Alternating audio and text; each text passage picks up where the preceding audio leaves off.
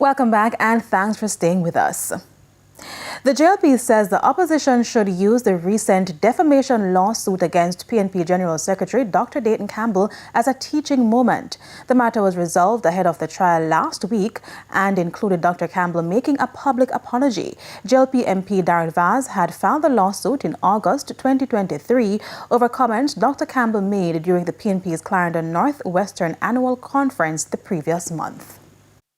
It's not a good look for the General Secretary to be having to apologize for misleading information, inaccurate narratives in the public domain. And hopefully, I don't think it's a moment to gloat, because from time to time things are said by us politicians on platforms, and if we think about it, we'd say it in a different manner. However, the important point I believe should be made is that this should be a signal moment of introspection by the PNP, because the apology by their de facto CEO has come at a time when they have been consistently entering false narratives, incorrect, inaccurate, and misleading information into the public domain in a bid for political power.